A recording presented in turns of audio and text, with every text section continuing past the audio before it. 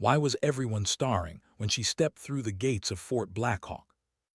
The air shimmered with heat, a Texas mirage that made the base look like it was breathing. Dust rose under her boots as civilian contractor.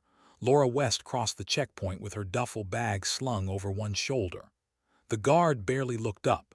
Just another woman in faded BDUs, sunburned skin, boots too worn to belong to anyone important.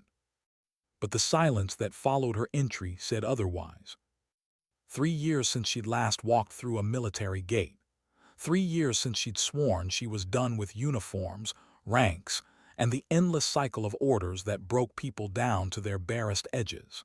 Yet here she was again, back where salutes and clipped words carried more truth than promises ever did. She told herself it was only a contract. 2 weeks, train the next generation of combat medics, pass on what mattered and leave before anyone started asking questions. The radio in her truck had whispered static all the way from Eagle Point, the kind that fills long stretches of road with half music, half memory. She kept it low, preferring silence. Silence was safer. It didn't ask, didn't remember, didn't force her to feel. Fort Blackhawk rose out of the desert like a mirage of order, steel, glass, and discipline standing against the chaos of open plains. Young soldiers ran in formation, their cadence calls echoing against concrete. They looked invincible, the kind of invincible that only exists before you've seen blood steam on sand. Laura parked her truck among the neat rows of military vehicles, adjusted her duffel, and walked toward the admin building. She felt the usual tightness build behind her ribs, a mixture of nostalgia and quiet dread. The last time she'd been on a base, she'd left on a stretcher. Inside, air conditioning hit her like a wave. Soldiers moved through the lobby with efficient purpose, all pressed uniforms and perfect posture. Their eyes slid past her, cataloging her age, her bearing, the absence of rank on her shoulders. She knew that look, curiosity disguised as indifference.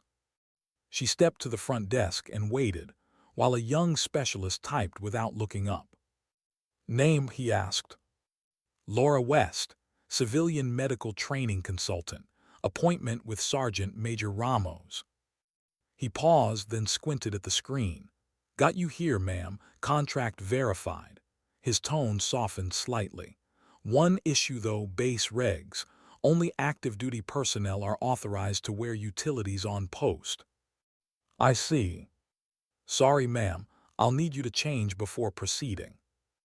Laura nodded. "Understood, just tell me where." But before he could answer, an officer's voice cut through the low hum of the lobby. "Specialist, that regulation's not optional." A lieutenant, young, polished, precise, stepped closer. Shane Bishop, by the tag on his chest, the kind of officer who carried regulation in his bloodstream. "Ma'am," he said firmly, "I need you to remove the uniform immediately. Civilians are not authorized to wear it on this installation." The room quieted, the kind of quiet that's less about sound and more about judgment. Laura held his gaze, then simply nodded. "Understood." She turned toward the hallway he'd pointed to, feeling eyes follow her every step. The restroom was cold, tiled, impersonal, the kind of place that erased individuality. She set down her duffel, unbuttoned the jacket, and paused. There it was.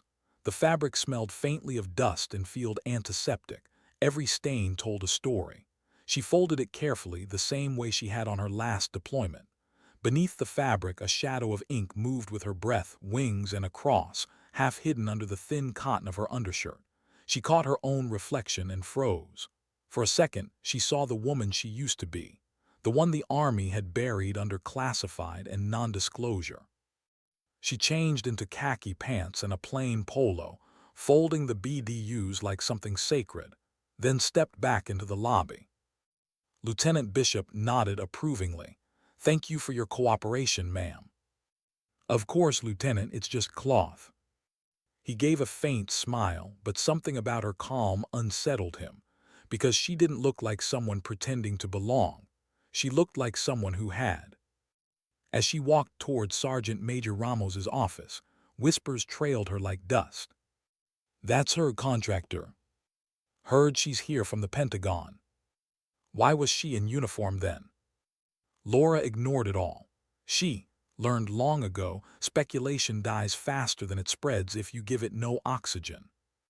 Sergeant Major Gloria Ramos's office was exactly as Laura remembered the Army, orderly, efficient, and lined with reminders of years earned, not given. "Ms. West," Ramos said, standing to greet her. Her handshake was firm. "I appreciate you coming in. You've been requested by name." Laura blinked. "By name?" Ramos nodded. "Colonel Chase himself approved your file. Said we need someone with field realism. These new medics are textbook perfect but untested." "I can help with that," Laura said quietly. Ramos studied her. "You've got a lot of experience listed, but I also noticed gaps. Between 2007 and 2010, says classified service. That accurate?" "It is." Ramos didn't press. Experienced soldiers knew when not to dig.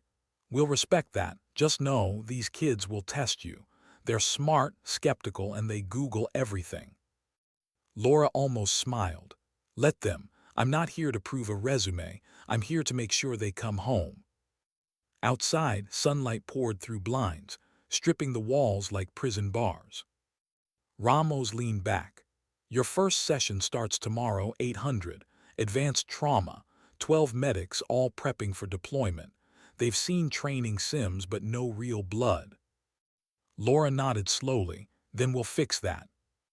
As she left the office, her boots echoed against the hallway, steady, controlled, measured.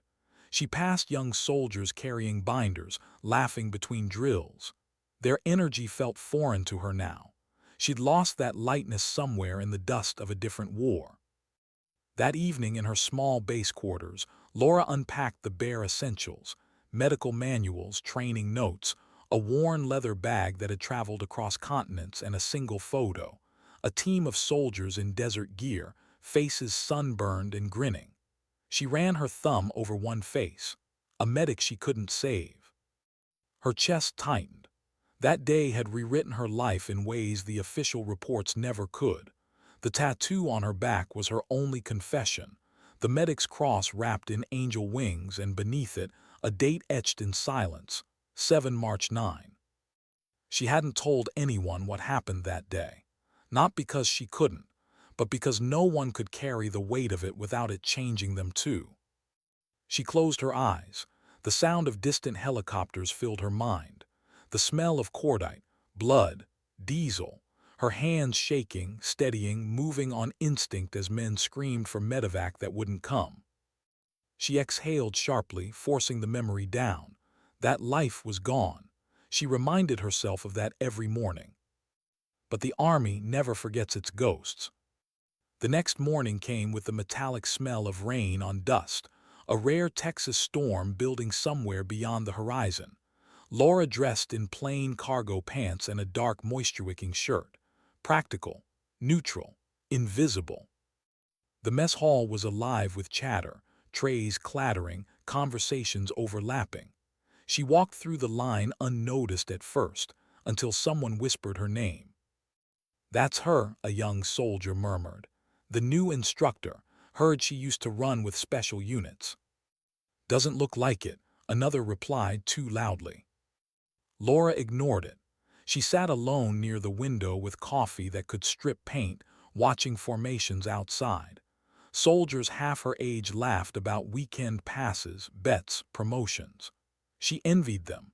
The simplicity of still believing war was something that happened over there. A shadow fell across her table. "Mind if I sit?" A man in his mid-30s stood there, tall, worn around the edges, uniform creased in all the right ways. Staff Sergeant Dan Murphy. Supply and logistics, if she remembered right. "Sure," Laura said. He sat, studying her the way NCOs study situations, quietly, with calculation disguised as casual talk. "Heard you're training the medics. They could use someone with real-world scars." Laura smiled faintly. I've got plenty of those. Something flickered in his expression, recognition maybe, or memory. Afghanistan, he asked. She met his eyes, a long time ago. He nodded slowly as if that answered more than words could. You know, he said, there's this story that floats around, about a medic who kept an entire unit alive during an ambush outside Kandahar. Never got named. Some folks said she didn't make it. Others said she walked away and never looked back. Laura looked down at her coffee. Stories have a way of growing on their own. Yeah, he said softly, they do. Across the mess hall, younger medics were watching them. Laura felt their stares, curious, uncertain, a mix of respect and doubt. She'd seen it before. Soldiers crave heroes until they meet one in the flesh, then they start looking for flaws. Captain Karen Burns joined their table next, a woman with crisp edges and the kind of confidence that didn't need volume. Ms. West, she said, I wanted to welcome you personally. I reviewed your training outline. Impressive. Thank you, Captain. I especially like your section on decision-making under stress. Most instructors avoid emotional components. It's the only part that matters, Laura replied. Medicine saves bodies, clarity saves souls. Burns smiled faintly. Well said. The conversation shifted to logistics, but Dan Murphy stayed quiet, eyes thoughtful. Laura could feel his attention, the way he measured her silences, her careful avoidance of certain topics. When breakfast ended, she gathered her tray. Dan stood too. See you at the range later, ma'am. She paused. I'm not a ma'am anymore, Staff Sergeant. He smiled. You sure about that? She didn't answer. Outside, the morning sun glared across the training fields. Young medics assembled near the simulation center, their chatter fading as Laura approached. 12 of them, some barely out of high school, some veterans of single deployments that had already changed them. Laura stopped in front of them, at ease. Her voice carried a tone they didn't recognize but instinctively obeyed. I'm Laura West. For the next 2 weeks I'm going to teach you how to keep soldiers alive when nothing goes according to plan. You'll be tired. You'll be frustrated. You'll want to quit. That's fine. War doesn't care how you feel. It only cares how fast you can think when everything falls apart. Silence. Then a young corporal, Luke Gray, raised his hand. Ma'am, with respect, what's your background exactly? We've heard different things. Fair question, she said evenly. I served as a combat medic. Afghanistan, 2007 to 2010. The rest is in files you don't have clearance for.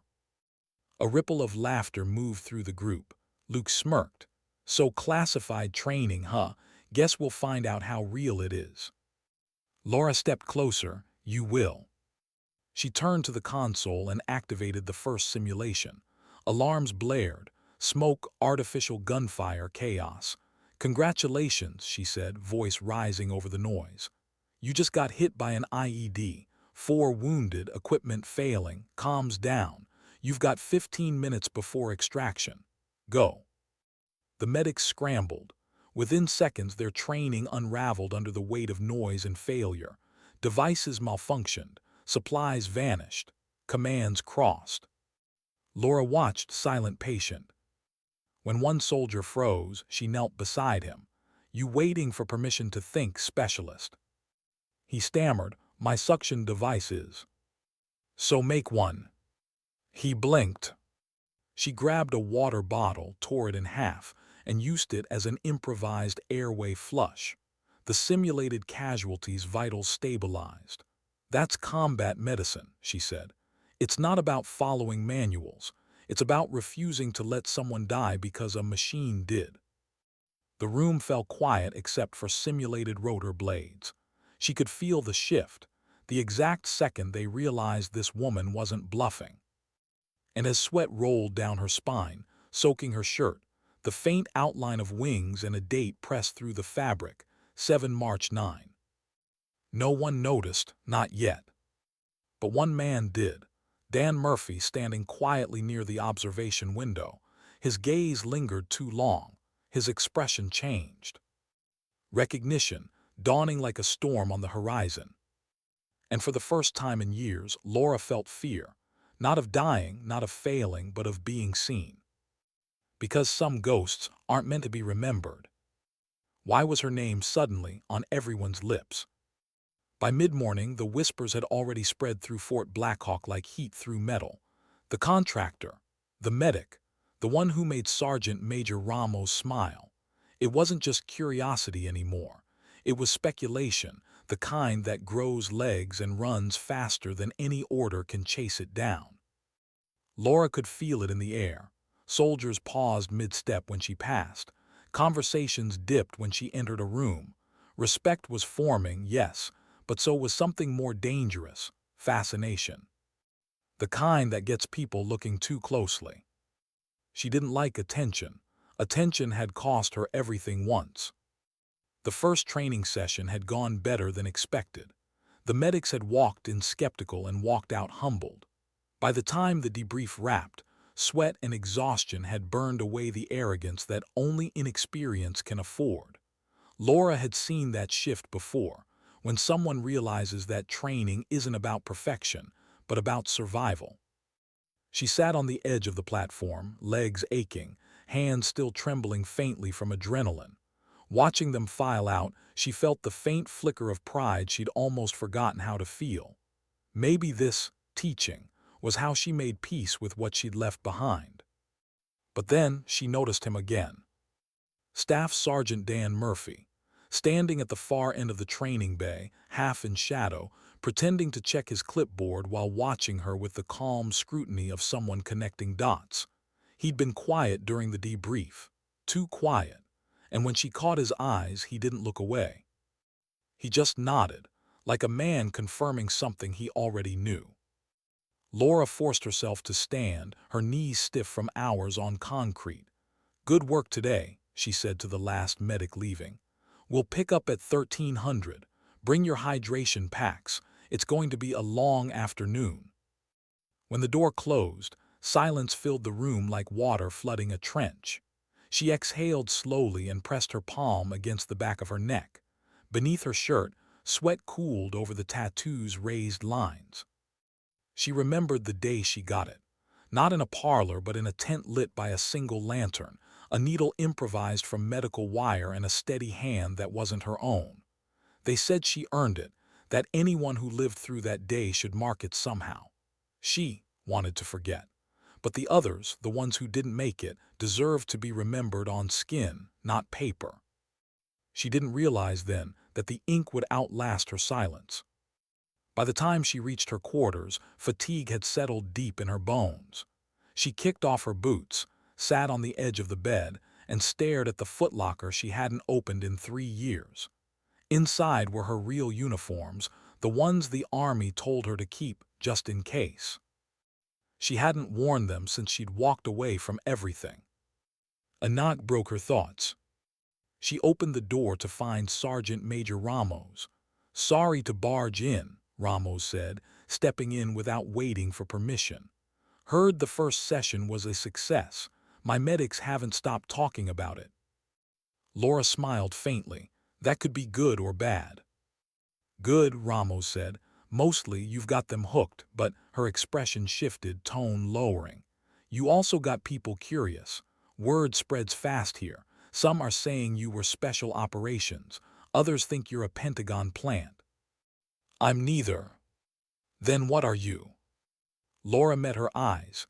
Someone who's seen enough to teach realism, nothing more. Ramos studied her for a long moment, then nodded. "Fair enough. I'll keep the gossip in check. Just know when people sense mystery, they start digging." "Then they'll find dust," Laura said. When Ramos left, Laura locked the door behind her and leaned against it. Her reflection in the mirror looked older than she felt, hair pulled tight, eyes too sharp for peace. She whispered to herself, "You said you were done with this." But she knew the truth. You never stop being what the battlefield made you. You just learn how to wear it quietly. By 1300, the sun had turned the training fields into a furnace. The medics assembled for the outdoor exercise, casualty evacuation under simulated fire. Laura briefed them with the precision of someone who'd lived through the worst-case scenario more than once. "Today isn't about winning," she said. "It's about not falling apart when everything's burning down around you." Sweat beaded on foreheads. Helmets gleamed. Distant speakers began simulating gunfire, explosions, the chaos of a battlefield. The medics ran drills through dust and heat. Mannequins became casualties. Tarps became extraction litters. Laura moved through the chaos, calling out corrections, forcing them to improvise when equipment failed. She could see which ones were natural leaders and which ones froze under pressure. And then, as she bent over to demonstrate proper spinal stabilization, she felt the sting of sunlight across her back, her shirt clinging, damp, translucent. From the shade of an equipment trailer, Dan Murphy froze mid-note. His eyes locked on the faint outline of her tattoo, angel wings, a cross, and beneath it, numbers that made his stomach twist. March 7, 2009. He knew that date. Every soldier with more than one deployment did. The convoy ambush outside Kandahar. 23 wounded, extraction delayed, almost total loss, until a single medic, a woman, had held the line for 2 hours alone. They'd called her the Angel of Kandahar. But she was supposed to be dead. Dan's clipboard slipped from his hand. The metal clang drew her eyes for just an instant. Their gazes met, hers questioning, his shaken. He forced a neutral nod and turned away, but inside his chest, his pulse thundered. It couldn't be coincidence, not with that tattoo. He spent the rest of the exercise in silence, watching her every move. Every instruction, every motion confirmed it. The calm under fire, the muscle memory of someone who'd treated real wounds while bullets snapped overhead. When the last simulation ended, Laura called for a break. "Hydrate, then meet at the debrief tent in 10. Dan approached slowly, his voice controlled. "Impressive session, ma'am. Your technique's unusual, effective." "Experience teaches fast," she replied evenly. "Experience like Kandahar." Her breath caught, but only for a second. She smiled faintly. "That's a big world, Sergeant. Lots of places like Kandahar." But his eyes said he didn't believe her. As he walked away, Laura's composure cracked just enough for her hand to tremble. She pressed her palm against her back, feeling the warmth of the ink beneath her skin. "Not yet," she thought. "Don't let them see you yet." That night the base changed.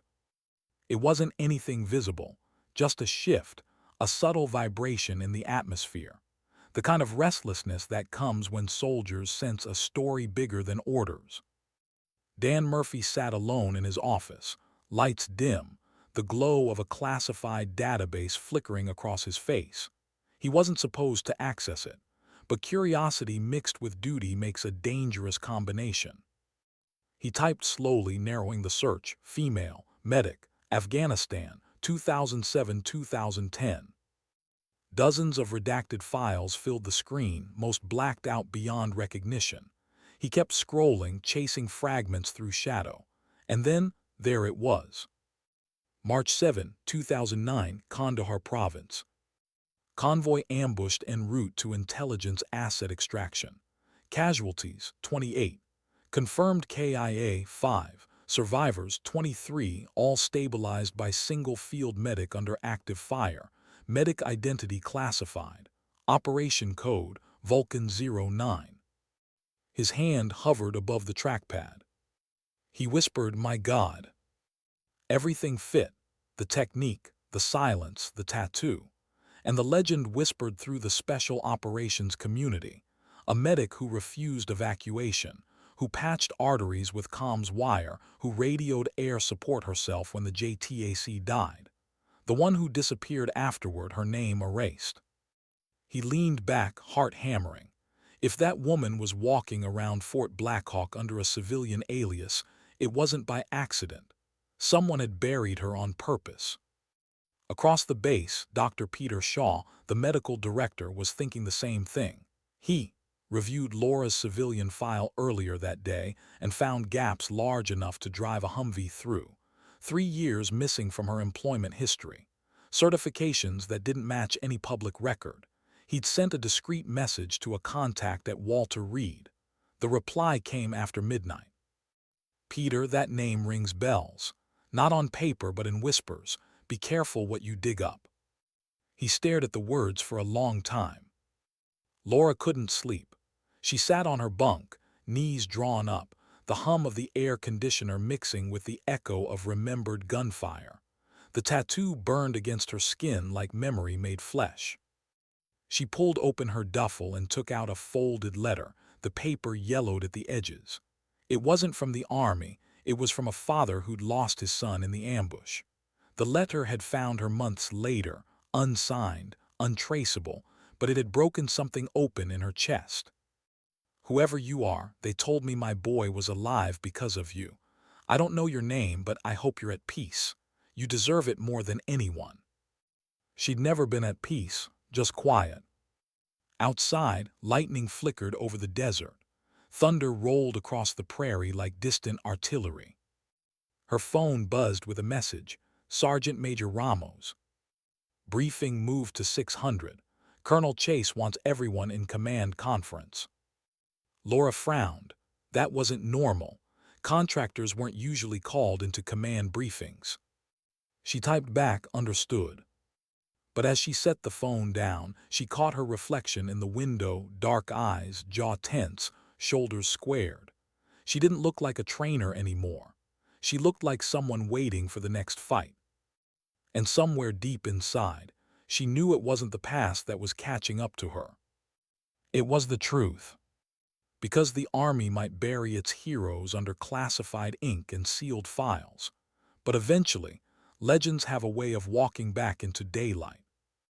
And this time, daylight was coming for her. Why was the conference room locked from the inside when she arrived? It was 5:57 hours.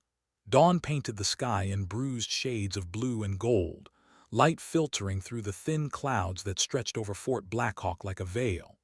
Laura walked briskly across the asphalt courtyard, the echo of her boots muted by the humid morning air. The storm from last night had left the ground damp, the smell of rain mixing with jet fuel and coffee, the scent of every base she'd ever known.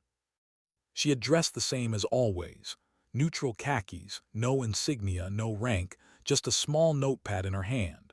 But inside, her nerves pulsed like radio static. Ramos's message from the night before hadn't said why Colonel Chase wanted her at the briefing, only that her presence was required. When the door clicked open, Sergeant Major Ramos stood waiting. Her eyes flicked to the hallway, then back to Laura. "Morning," she said quietly. Laura nodded. "Am I early?" "Right on time." Ramos gestured toward the long table inside. "You'll be sitting to the left of the colonel." The room smelled faintly of paper and old air conditioning. Maps covered one wall. A digital screen showed a rotating topography of some Middle Eastern province. Laura's chest tightened. The terrain looked painfully familiar. Colonel Chase stood at the head of the table, tall, silver-haired, posture perfect. His reputation preceded him. Disciplined, sharp, the kind of commander who didn't raise his voice because he didn't need to. Around the table sat 5 officers, intelligence, logistics, medical, and operations. Dan Murphy stood near the back, not in uniform this time, but in civilian attire, arms crossed, expression unreadable. "Ms. West," Chase said without preamble, "thank you for joining us." Laura inclined her head. "Sir." "This won't take long." He gestured for her to sit. "You've made quite an impression on the medics. Feedback been strong, realistic, demanding, effective." "Glad to hear it," she replied evenly. He studied her for a moment. "There's a saying in this business, good teachers make noise. Great ones leave a mark. You've done both in 48 hours. She didn't answer. Compliments from officers always came with shadows behind them. Chase continued, voice neutral. "Which brings us to a question, one I suspect you already know is coming." Laura's pulse slowed, then steadied. "My background." He nodded. "Exactly. Normally, civilian contractors submit full service records. Yours, however, contains multiple sealed entries, classified designations. Nothing irregular if you were attached to certain branches, but I like to know who's training my soldiers. Ramos shifted slightly, tension visible in her shoulders. I understand, Colonel, Laura said softly, but those records were sealed by order, not by choice. If I could disclose them, I would. Chase leaned forward, elbows on the table. Let me ask you something simpler then. Where were you on March 7th, 2009? The room went silent. Even the air conditioner seemed to pause. Laura didn't move, didn't blink, just stared at him across the table, a faint tremor in her hands. Sir, she said finally, her voice steady but low, I think you already know the answer. For a long moment, Chase just watched her. Then he leaned back, nodding slowly, as if confirming a private suspicion. That's what I thought. The operations officer, a younger man with restless eyes, frowned. What's going on, sir? Chase didn't look at him. We'll discuss that in due time. Ms. West, that'll be all for now. Thank you for your candor. Candor, that word stung more than accusation. Laura rose, her movements precise. If that's all, Colonel, I'll resume training prep. Do that, Chase said, and Ms. West. She paused. You served well, wherever you were. The room watched her leave. The door shut behind her with the soft click of finality. Outside, her legs felt heavy, each step deliberate. The early sun glared off the tarmac, blinding, too bright for the weight pressing on her chest. Dan followed her out a minute later, his stride slower. He knows, he said quietly. I figured, she murmured. I didn't tell him, but someone did. She gave a half-smile that didn't reach her eyes. Secrets don't last in the army, they just hibernate. Still, he said, lowering his voice, if they start digging, you might want to prepare yourself. The Angel of Kandahar isn't just a story anymore. They'll want proof. She turned to him sharply. And you? He met her gaze. I saw proof today, I don't need more. Something softened in her expression. Then do me a favor, Sergeant. Don't tell them what you saw. He nodded. I won't. But Chase, he's not the type to let legends walk around his base without answers. Laura looked out across the field where morning drills echoed in rhythm. Then I'll do what I've always done. I'll outlast the questions. By noon, the training center was alive again. Shouts, laughter, the metallic clatter of equipment. The medics greeted her with newfound respect, some even admiration. She didn't ask why. Respect was earned quietly, explanations only diluted it. But she noticed the glances, longer, more curious and more cautious. Somewhere, somehow, the story had leaked. During a trauma scenario, Corporal Luke Gray muttered under his breath, no wonder she's that good. Heard she once patched an artery with comms wire. Laura froze mid-demonstration. Repeat that. Luke swallowed. Nothing, ma'am, just something I heard. She set the tourniquet down. You know what happens when people start believing their own stories, Corporal. He hesitated. They stop learning, and that's when they make mistakes. The battlefield doesn't care what you've heard, only what you can do. Now reset the simulation. The class moved faster after that, silence sharp as a blade. But the whisper had already spread like dry grass catching flame. By the end of the day, half the base had heard some version of it. The tattoo, the ambush, the medic who lived through the impossible. That evening, Laura found herself walking along the perimeter fence, the quietest stretch of the base, where floodlights buzzed against a sky still heavy with storm clouds. The hum of the generators masked her thoughts. She stopped near the chain link, resting a hand against the cold metal. Beyond it, the desert stretched endlessly, dry, golden, merciless. It reminded her of another horizon, one that still haunted her dreams. A voice cut through the quiet. They're talking about you, you know. She turned. It was Dr. Peter Shaw, the medical director. He held a clipboard under one arm, face drawn tight. "So I've heard," she said. "You're not denying it." "There's nothing to deny." He exhaled. "Then it's true, the angel of Kandahar, Jesus, Laura, you could have told me." She smiled faintly. "Would you have believed me?" "Maybe not, but I wouldn't have gone digging." "Then why did you?" His jaw tightened. "Because I have a responsibility to know who's training my people, and because stories like yours don't just vanish. They get buried for reasons, political, classified, dangerous reasons. If you're here under clearance, fine. If not, someone's going to want answers." Laura studied him for a long moment. "And what do you want?" "To understand," he said. "Why would someone who's seen that much come back here, after everything?" Her answer was almost a whisper. "Because I didn't finish what I started." Lightning flashed far off, silent, distant. Shaw's expression softened. "You're not obligated to carry that weight forever." She looked past him, to the training field lights blinking against the horizon. "Obligation doesn't end when the war does, Doctor. It just changes shape." He nodded slowly, recognizing the finality in her tone. "Just be careful. Not everyone on this base is on your side." When he walked away, the wind rose, carrying the faint metallic rattle of the fence. She stood there for a long time, until the first drops of rain began to fall again. The next morning, an official memo hit the base intranet. All contractors to report to security for clearance verification. Ramos stormed into Laura's quarters before breakfast, paper in hand. "They're doing it, background sweeps, random my ass." Laura sat on the bunk, calm. It was only a matter of time. "I can stall for a few days," Ramos said. "Maybe talk to Chase. He respects what you've done here." "Don't," Laura said quietly. "If he asks, let him look. Let him see whatever's left on record." "Are you sure? Because once they open that file—" "I'm sure," Laura interrupted softly. "They erased me once. If they want to do it again, let them try." Ramos stared at her not as a superior, but as a woman seeing courage take its most fragile form, acceptance. "You don't scare easily, do you?" Laura gave a small smile. "I learned fear's just another kind of noise. You can't stop it, but you can tune it out."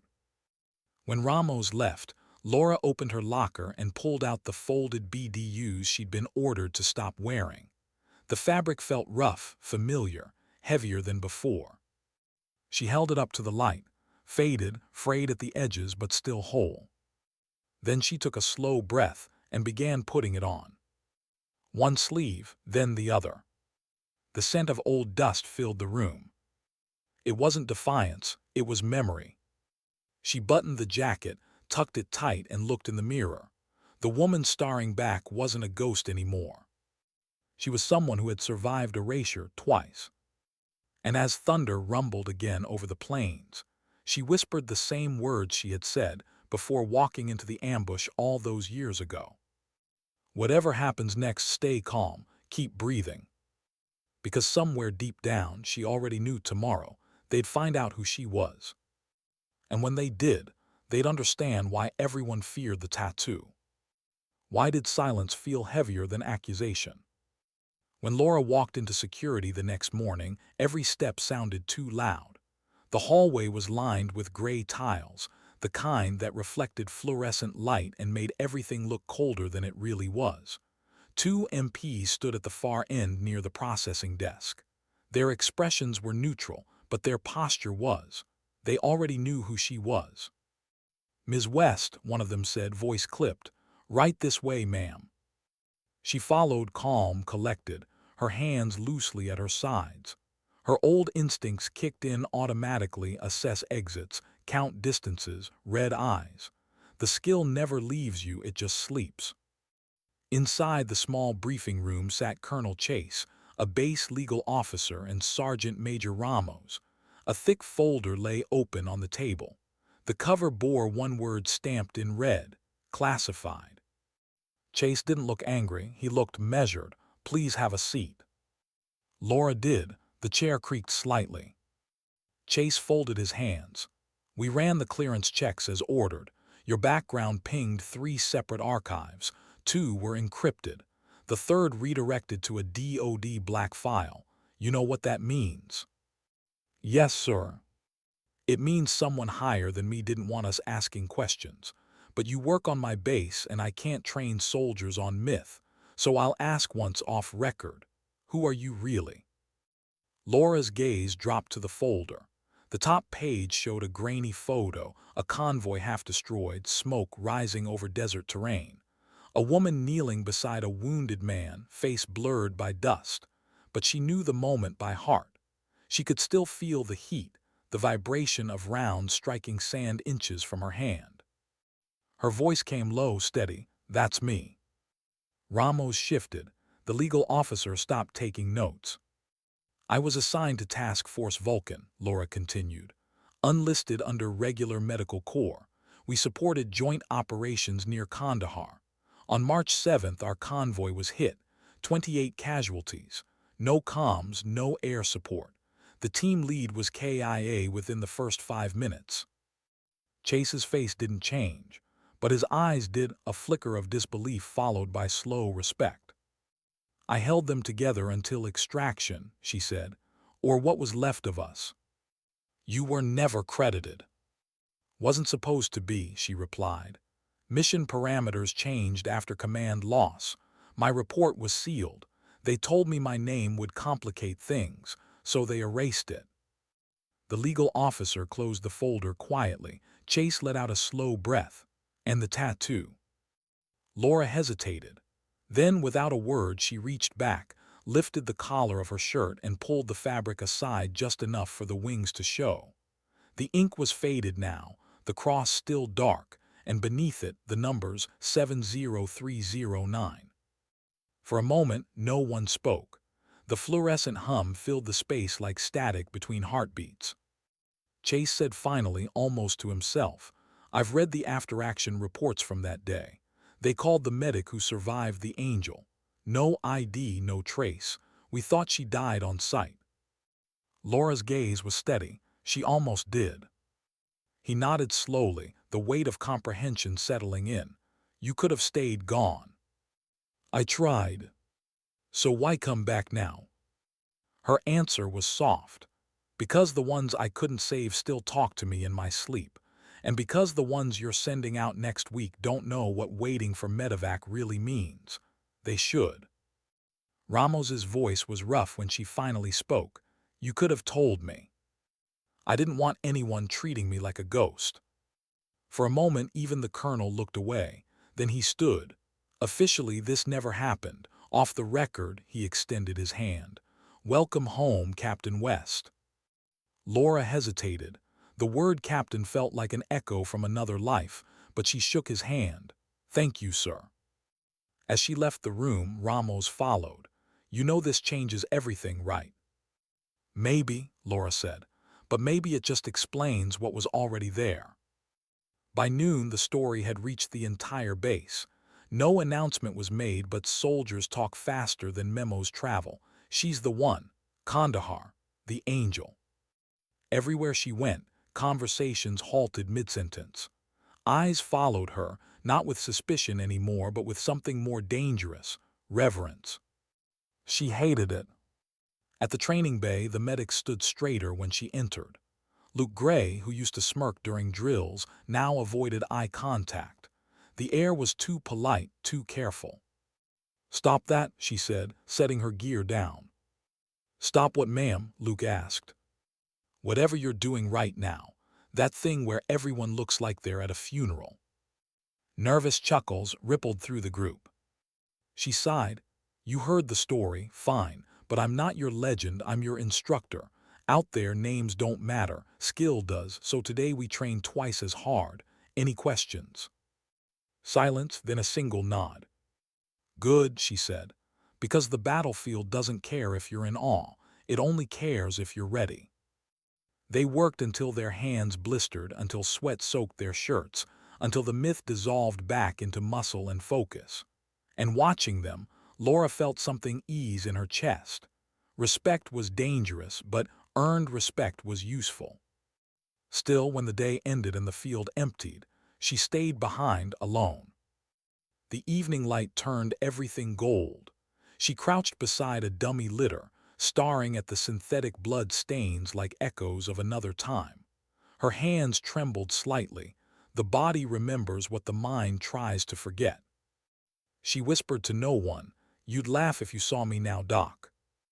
Doc Sanderson, her old team lead, the medic who taught her everything about battlefield calm. He died that day in Kandahar, still giving orders with half a lung. He used to say, medicine isn't about heroism. It's about staying steady when everyone else breaks. She tried to live by that, but steady had turned into silence and silence into exile. Now the silence was breaking, and she wasn't sure she knew how to live in the noise anymore. Later that night, there was a soft knock on her door. Dan Murphy stood there, holding 2 mugs of instant coffee. "Heard you could use one." She almost smiled. "You heard right." He handed her a cup, leaned against the doorframe. "So it's true, you really were there." She nodded. "Seems like everyone knows now." "You mad about that?" "No, just tired." He took a sip, eyes on her. "When I was deployed in Helmand, our unit used to share that story. We didn't know names, just that some medic held off half a dozen insurgents and kept 20 men breathing. We tell it before missions. Made us believe survival was possible." She stared into her cup. "Stories grow, they lose the ugly parts." "Maybe," he said, "but sometimes stories keep people alive." That hit harder than she expected. He looked at her for a long time. "What happened after the extraction?" She hesitated, then sat on the edge of the bed. "They pulled me out half-conscious, told me I'd be reassigned, debriefed, given leave. But instead they sent me to a hospital in Germany, wrote my name off the books, said it was cleaner that way, fewer questions, less paperwork for a mission that technically never existed." Dan nodded slowly. "And you stayed gone." "For a while," she looked up. "But you can't outrun ghosts, Sergeant, they wait." He set his cup down, straightened. "If it means anything, the people here, they're not whispering anymore. They're proud." "Pride's a short leash," she said softly. "Tomorrow they'll move on to the next rumor." "Maybe, but some rumors deserve to stay." She looked at him, really looked, the creases at the corners of his eyes, the wear of too many deployments. They both carried the same fatigue, the same quiet. "Thank you," she said finally. He nodded once, then turned to leave. "See you at dawn, Captain." She almost told him not to call her that, but she didn't, not this time. The following morning, the sky broke open with sunlight after days of storms. The air felt lighter, almost forgiving. Laura walked onto the training field wearing her uniform, the one she'd been told to remove days ago. The faded patches were still there, ghost outlines of rank and name. The medics looked up in surprise. "Thought we weren't allowed to wear that, ma'am," Luke said cautiously. She smiled. "They changed the rule." Ramos stood off to the side, arms folded, a proud glint in her eye. "Actually, they didn't," she muttered. Laura turned back to the group. "Today's lesson isn't about field medicine. It's about what you do when no one's watching, about how you carry yourself when your name's not on the report. That's what makes a soldier, not rank, not medals, just quiet integrity." The wind picked up, lifting strands of her hair. For the first time, she didn't hide the tattoo. And as the morning light hit the ink, something remarkable happened. No one whispered, no one stared. They just stood there, watching her with the kind of respect that didn't need words. Somewhere behind her, Ramos murmured to herself, "Sometimes dignity doesn't speak, it simply acts." Laura didn't hear her. She was already walking toward the next drill, voice rising over the wind. "All right, medics, let's see if you can still save lives without a manual." The myth was gone now. What remained was real. And for the first time since Kandahar, Laura West didn't feel like a ghost. She felt alive. Why was the alarm sounding at 2:30 hours? The siren started low, a faint wail that threaded through the barracks like a bad dream, and then grew louder, sharper, unmistakable. Not a drill, not training. The base didn't use that tone unless something had gone very, very wrong. Laura was on her feet before her mind caught up. Years of conditioning stripped away sleep like dust off steel. She grabbed her boots, half-laced them, and ran. The hallway lights were flashing red. MPs shouted for everyone to clear the main road. A convoy accident, that's what she caught from the fragments of voices bouncing off concrete walls. Fuel truck overturned. Fire spreading. Casualties inbound. Her heartbeat slowed the way it always did in chaos, clarity replacing confusion. She sprinted toward the medical bay, pushing past a line of young soldiers frozen by uncertainty. "Move," she barked. "Clear the corridor, prep triage." The medic on duty blinked at her. "Ma'am, we're waiting for the on-call." "You're looking at her." She shoved open the treatment room doors. The smell hit first, burned rubber, diesel, and the copper tang of blood. A Humvee screeched to a stop outside. Soldiers jumped out carrying a stretcher between them. "Two down, one critical," one yelled. Truck exploded near the fuel depot. Laura was already moving. "Put him here." The first casualty, Sergeant Hall, was half-conscious, chest blackened by burns, uniform melted into skin. The other, a private, was pale and limp, a fragment of metal protruding from his thigh. "Tourniquet now," she ordered. "And get that IV line, no, not there, higher there." She snapped instructions faster than thought, every muscle working from memory. Her hands shook once, then steadied. She'd done this before too many times to count. The younger medic fumbled with a saline bag. "We don't have enough morphine." "Then use lidocaine, push it slow. Don't let him go into shock." The soldier obeyed. The rest of the room followed her rhythm instinctively. The chaos began to find order. And then the second stretcher arrived, the driver. Burns, head trauma, barely breathing. Laura's eyes flicked to the vitals monitor. The readings were bad, too bad. She crouched beside him. "Stay with me, son." His lips moved, barely sound. "Ma'am, the fire's still out there." She pressed a hand to his shoulder. "We'll handle it." "Ma'am," another medic called out, "there's still fuel leaking by the depot. Fire team can't get close. If it spreads to the east side." She didn't wait to hear the rest. She was already stripping off her gloves. "West," Ramos's voice shouted from the doorway. "Where are you going?" "Out there," Laura said. "Negative. We've got base fire crew en route." "Too late. If it hits the supply trucks, the whole line goes." Ramos saw something in her eyes then, that same quiet resolve from stories she'd only read in reports. She didn't argue again. "Take Murphy with you," Ramos ordered, "and watch your damn back." The night outside was chaos, orange light flickering across steel and smoke. The overturned fuel truck burned near the outer fence, flames curling high, black smoke blotting out the stars. Dan Murphy was already there, shouting orders at a fire team struggling to contain the spread. "We can't reach the valve," he yelled over the roar. "Heat too intense." Laura grabbed a discarded jacket and wrapped it over her mouth. "You have a manual shutoff." "Under the chassis," he said, "but the truck's ready to blow." "Then we've got 5 minutes tops."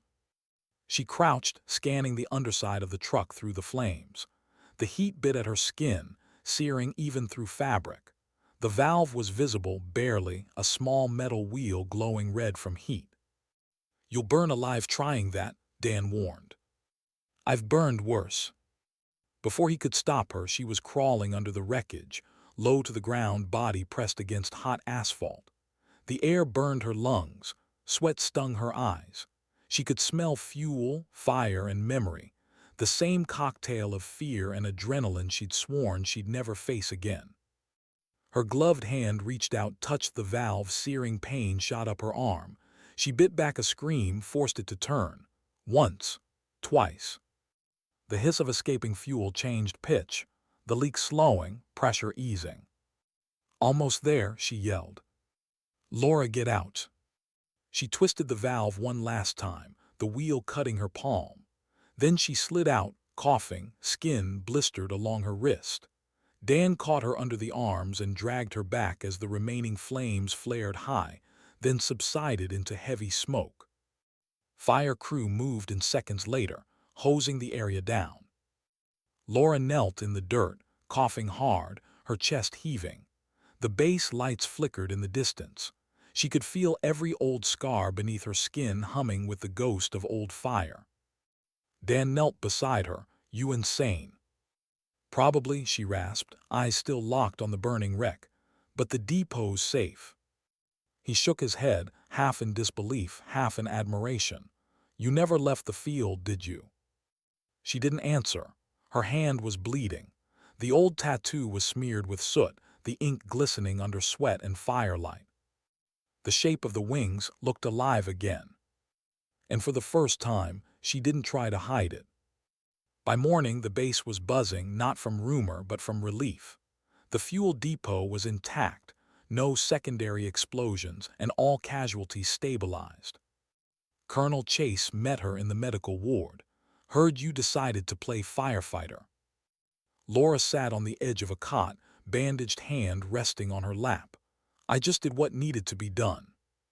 He studied her for a moment, then gave a short nod.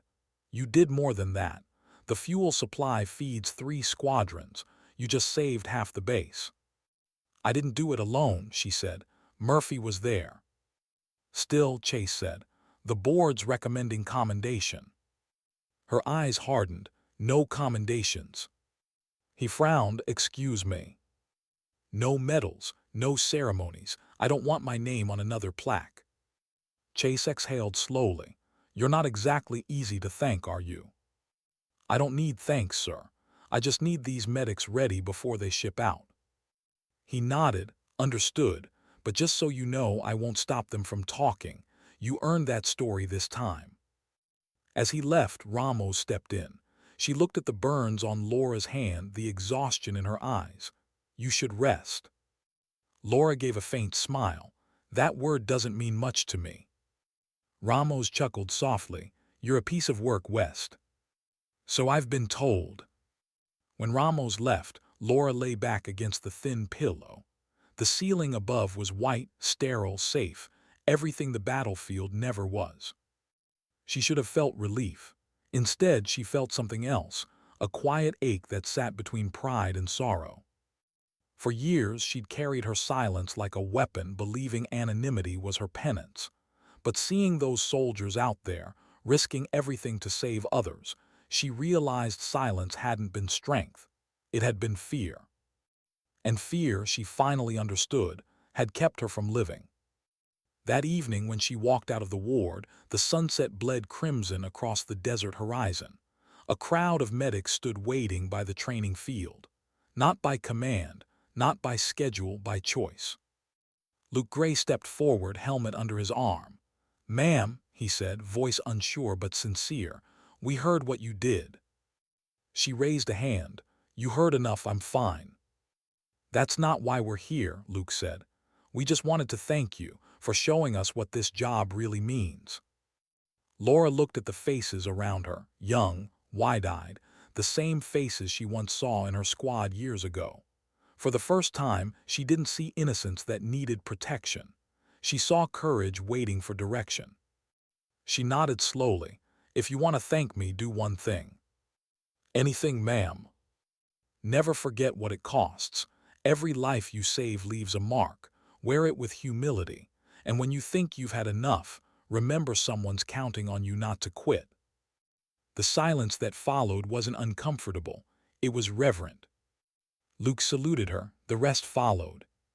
She returned it, not as habit but as promise. Later, as darkness settled, Laura sat alone by the edge of the training field. The night air was cool now, carrying the faint hum of generators and crickets.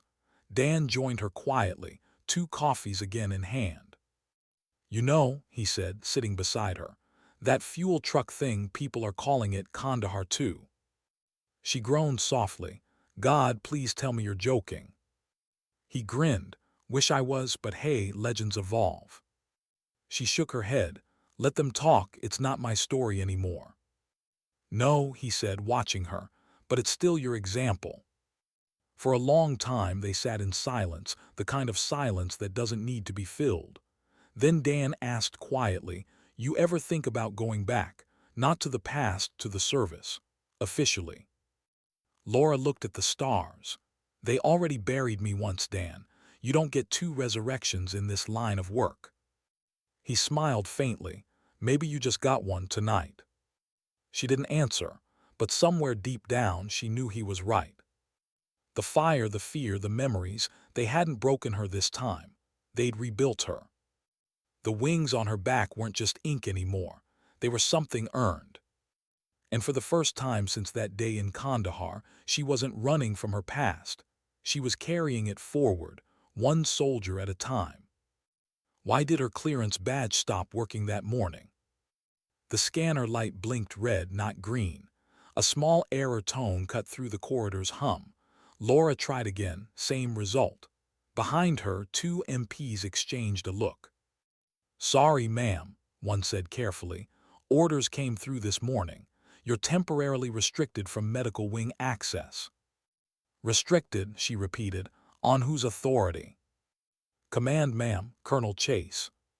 Her pulse ticked once in her throat. You might want to double-check that. Already did, he said, uncomfortable. It's locked in the system. She stepped back, the hallway suddenly colder.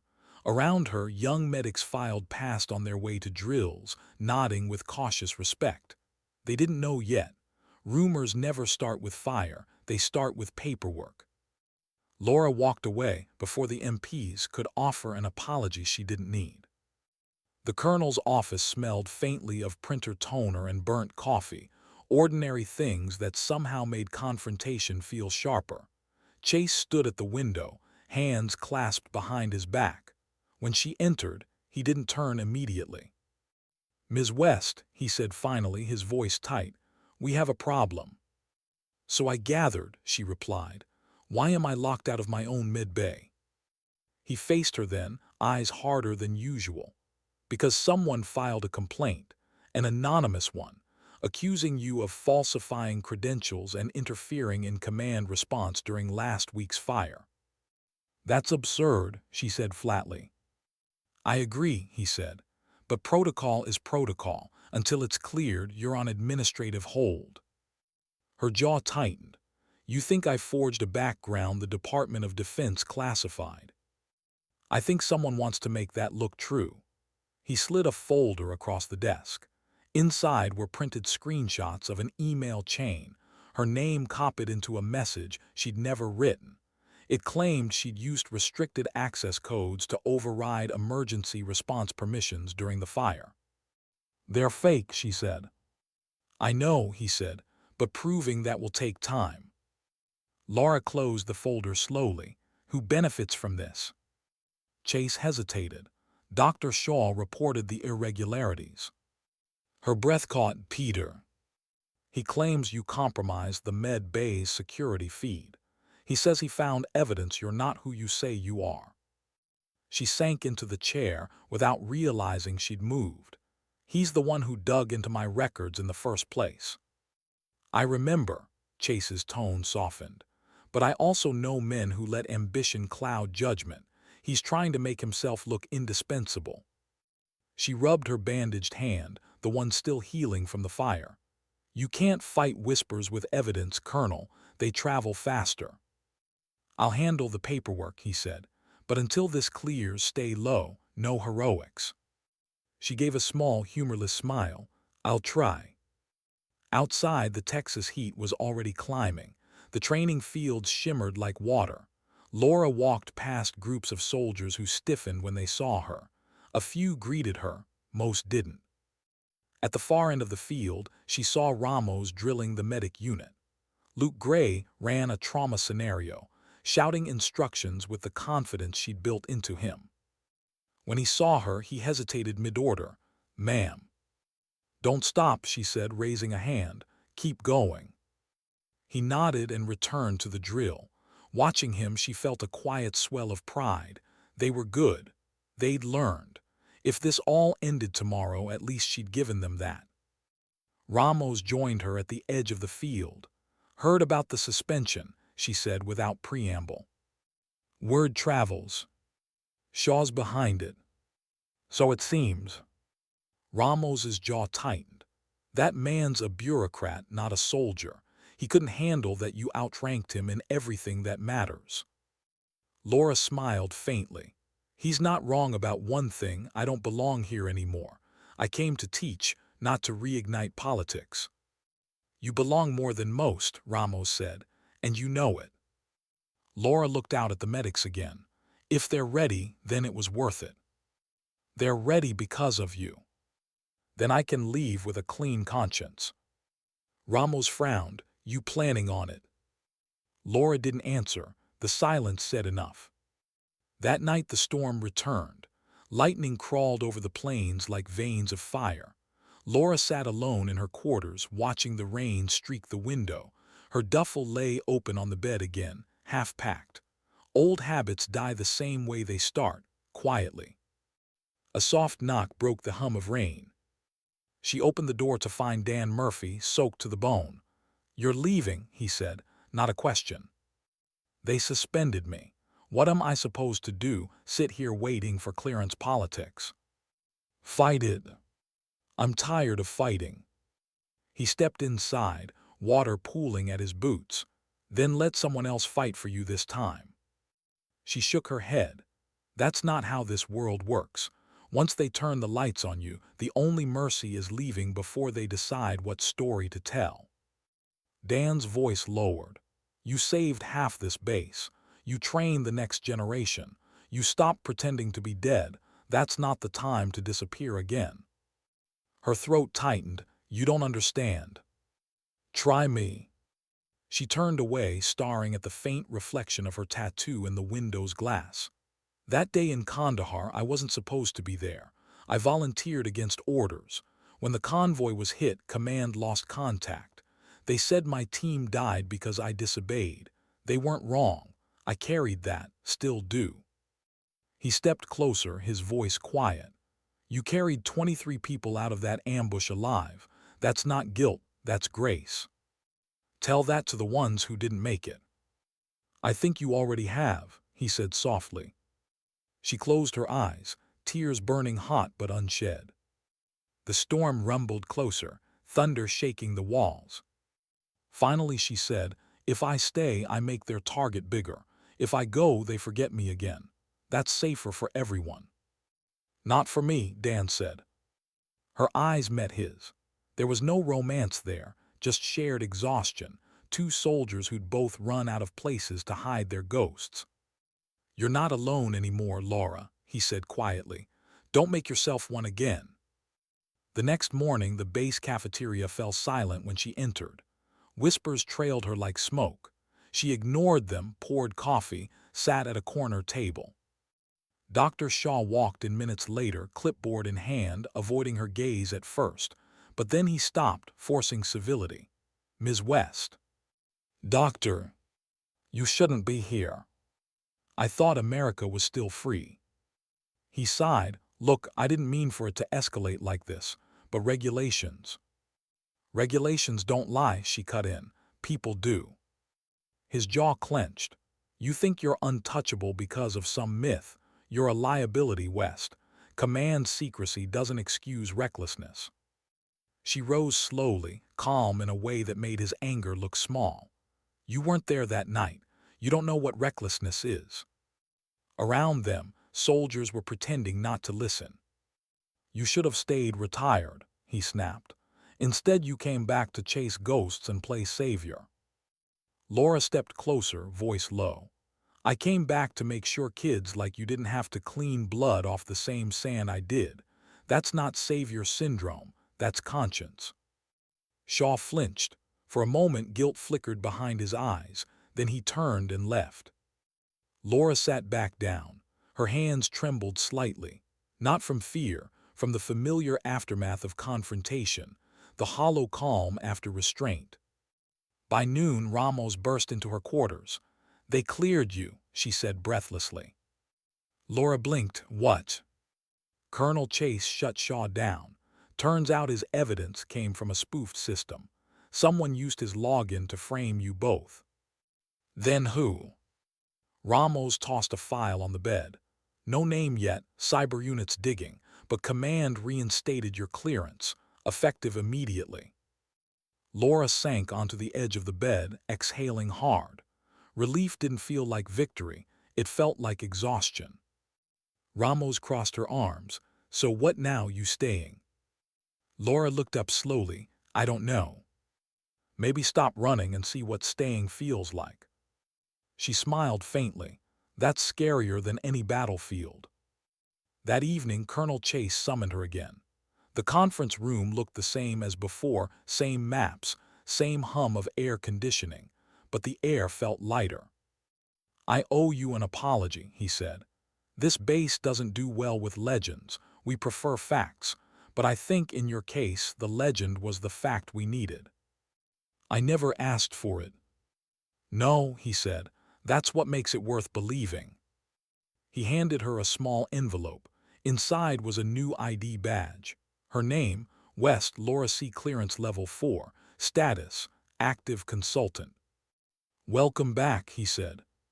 She looked at the badge for a long time before slipping it into her pocket. Thank you, sir. When she turned to leave, he added quietly, off record, if you ever want that captain's bar back, the Army would take you tomorrow. She paused at the door.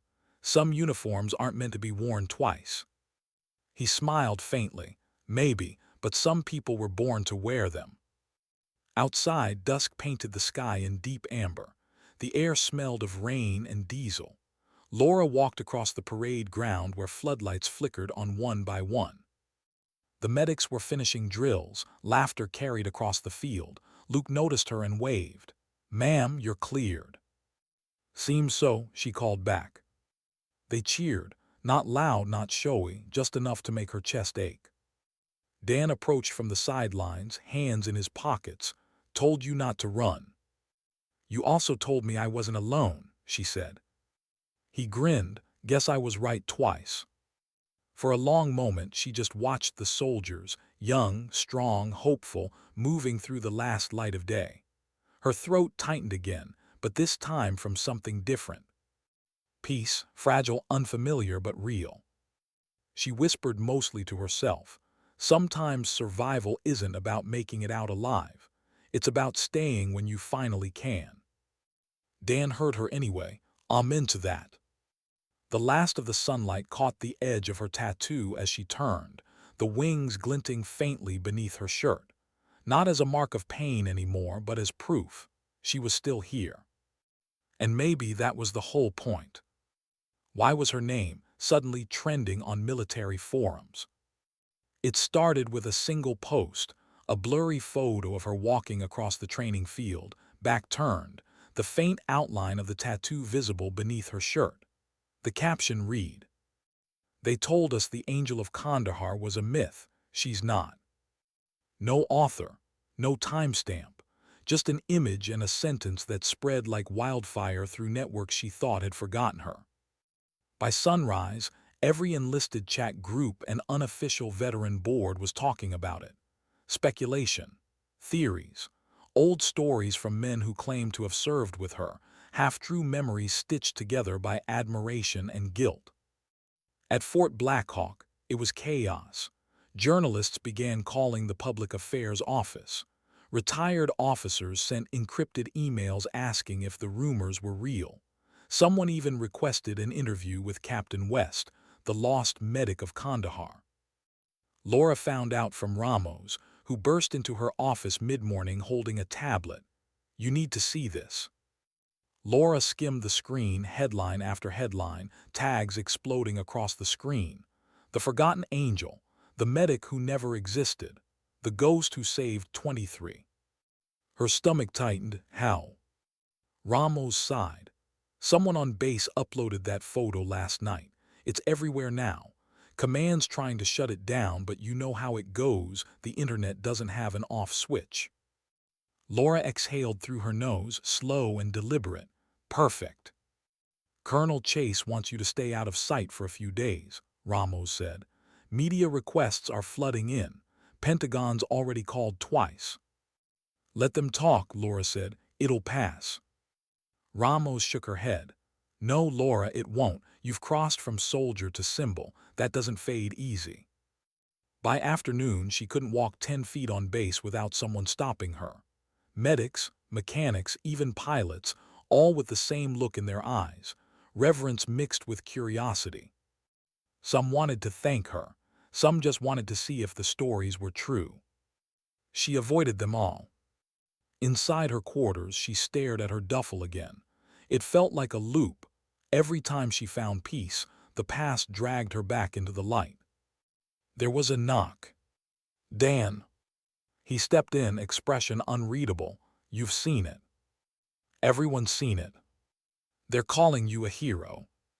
I didn't ask them to. I know, but maybe it's time you stop hiding from it. She turned on him. You think this is what I want, to be a name on someone's blog, a hashtag. He didn't flinch. No, but I think this isn't about what you want anymore. You taught them what real service looks like. Now they're finally listening.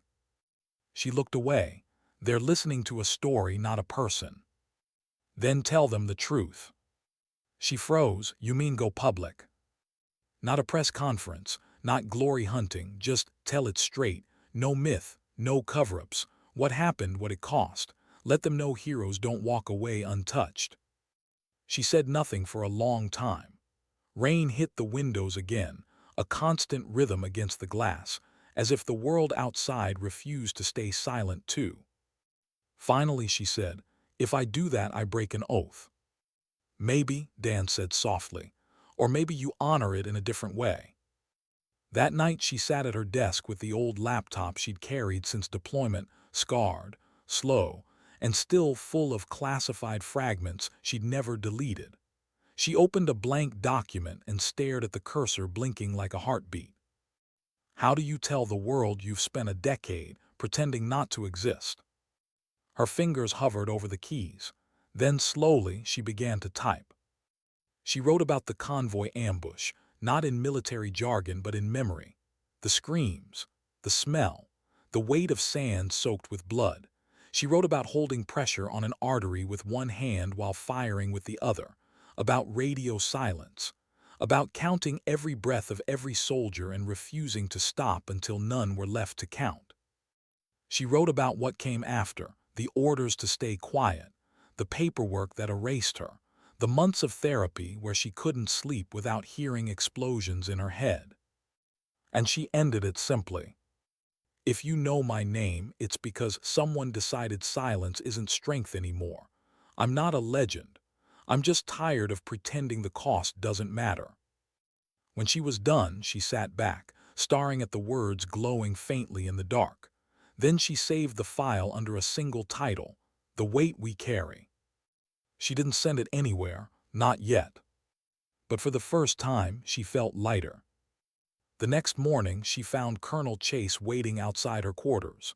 He looked exhausted, not angry, not commanding, just human. West, he said, the Pentagon wants a statement, official. They'll issue one whether you give input or not. She studied him, so they're claiming me again. He almost smiled, something like that. She folded her arms. What do they want to say? That you're a decorated veteran whose actions are part of a joint operational legacy. In other words, vague praise, no specifics. Keeps the myth alive, kills the controversy. Of course, she said. That's what the system does best, polish the edges off anything real. He hesitated, then added, off the record, I think you should write your own version before they do. I already did, she said quietly. He blinked, then send it. Not yet. Why not? Because I'm not done here. He nodded once. Then finish what you came to do, the rest will wait. Training resumed that afternoon. The medics gathered in silence when she entered. She could feel the weight of what they knew. The same awe that used to annoy her now felt different. Not about glory, but about trust. All right, she said, voice steady. You've all heard things, read things, maybe even shared them. I don't care. Because what matters isn't what I did then, it's what you'll do when your moment comes. Luke Gray raised a hand. Ma'am, is it true? You saved 23 people. She looked him dead in the eye. No, we did. Every soldier that refused to give up that day saved someone. Don't ever let a number define your worth.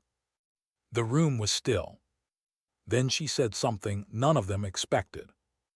Every scar you carry, physical or not, is a receipt, proof that you showed up when it mattered. Don't hide them. Don't glamorize them either. Just know they're the price of meaning. The class didn't clap. They didn't speak.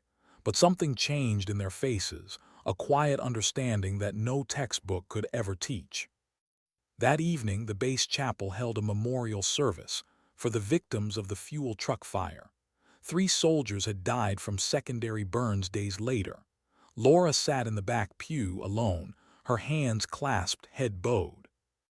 As the chaplain spoke, the sound of wind moved through the open doors. The words blurred, but the meaning settled deep. When the service ended, Luke approached her. Ma'am, I just wanted to say thank you for not pretending this stuff doesn't hurt. She smiled faintly. If it didn't hurt, it wouldn't mean anything. He nodded and left. She stayed behind, watching the candles flicker against the chapel walls. Shadows danced like ghosts she'd long carried. Doc, she whispered under her breath, I finally stopped hiding. I hope that's enough.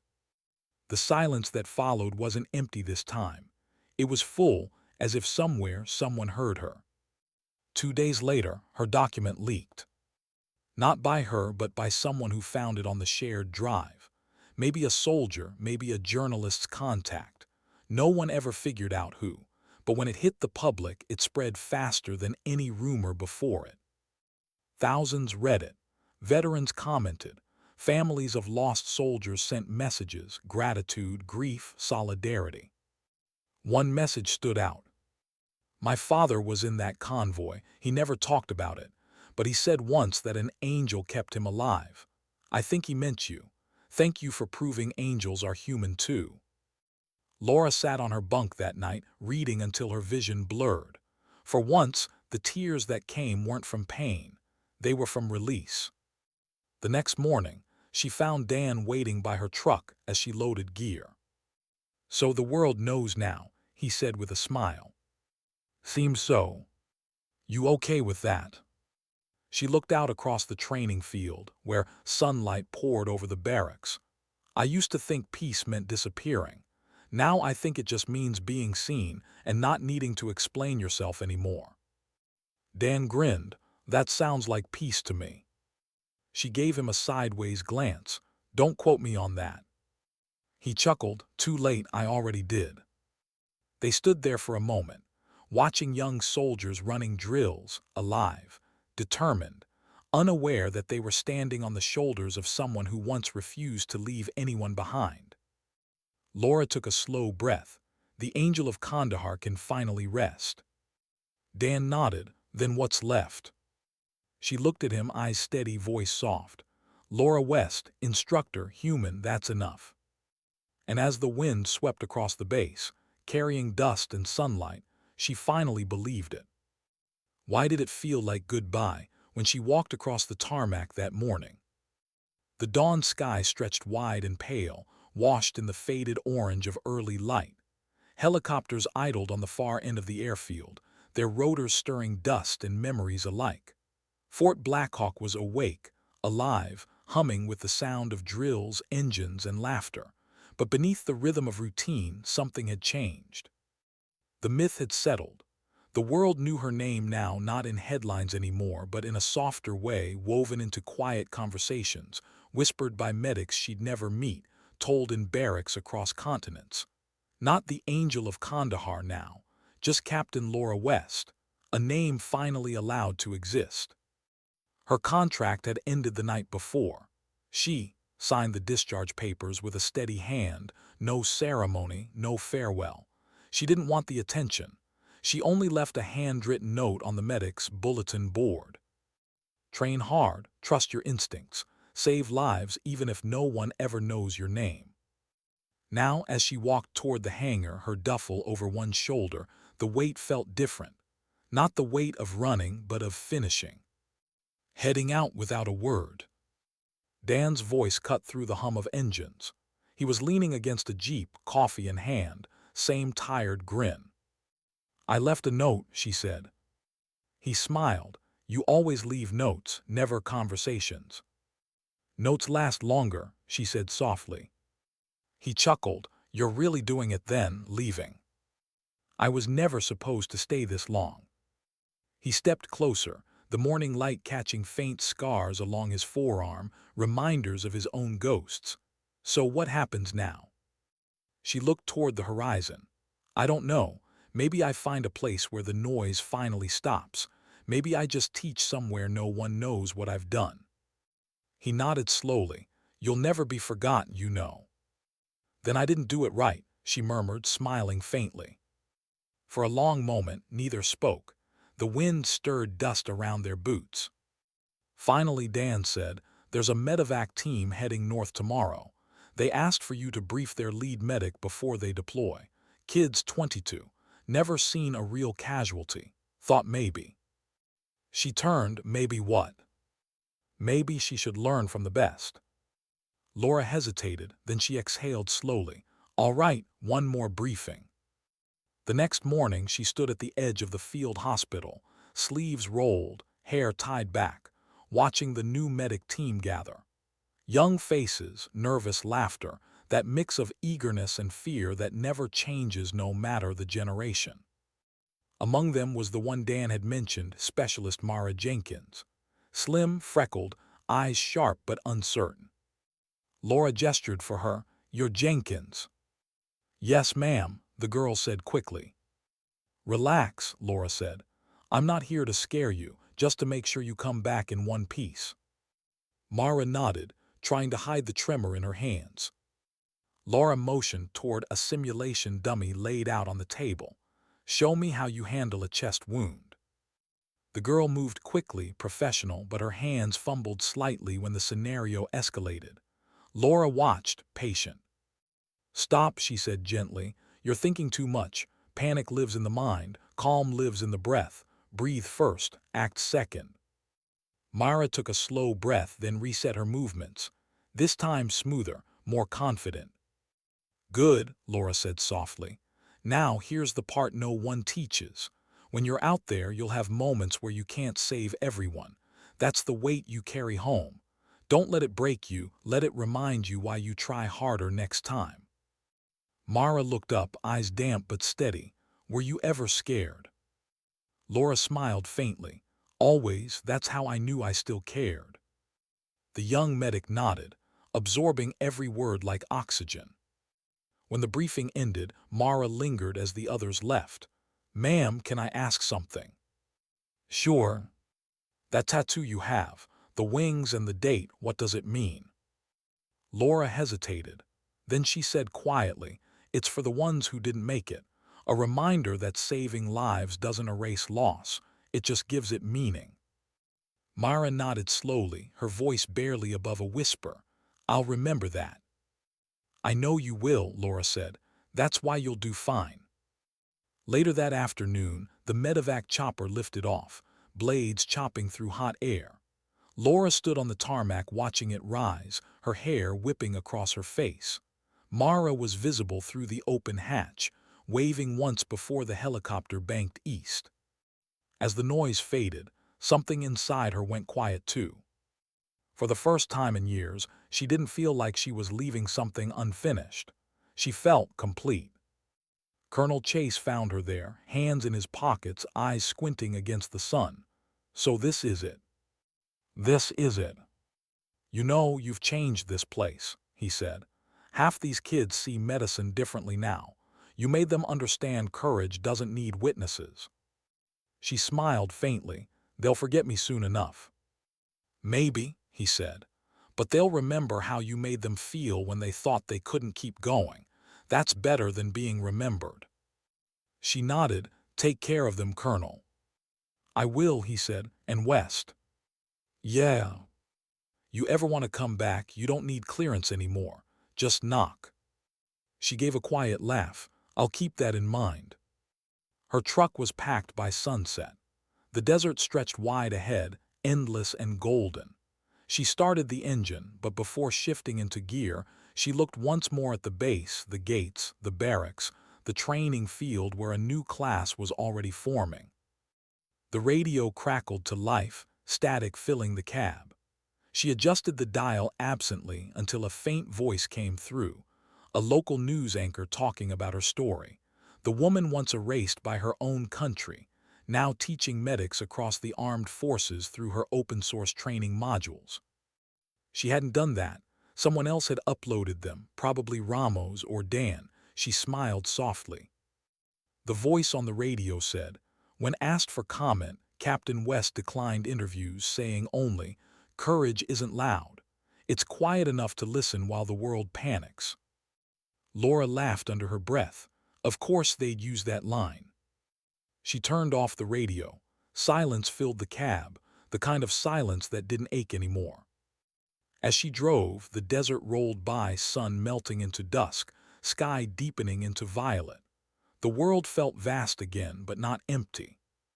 She stopped once, miles later, at a roadside rest area overlooking a canyon. The wind there was cool, dry, carrying the scent of sage and dust. She stepped out, resting her hands on the guardrail, staring at the horizon. The air tasted like freedom, not the kind bought by leaving, but the kind earned by surviving. She reached up, tracing the edge of her tattoo through her shirt. The wings felt lighter now, as if they finally meant what they were always supposed to. Not pain, not loss, but endurance. She whispered, "You can rest now." No reply came, but she didn't need one. She closed her eyes.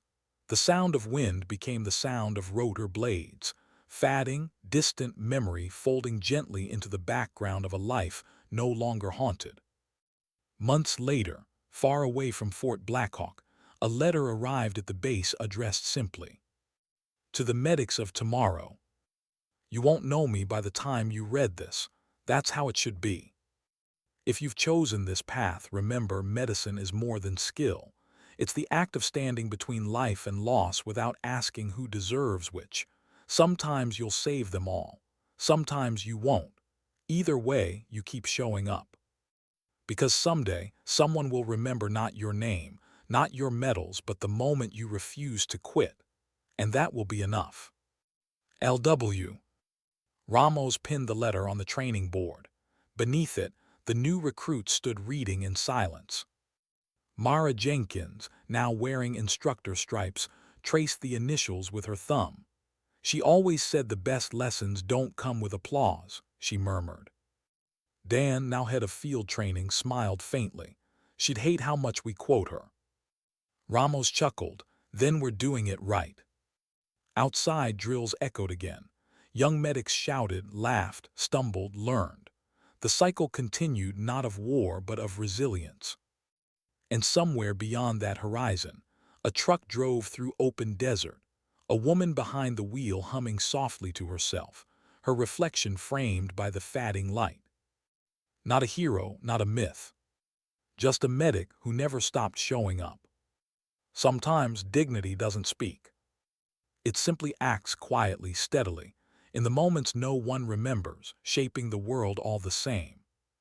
And when the stories fade and the uniforms are gone, what remains isn't legend or rank, it's grace. The kind that carries no name. The kind that never needs one.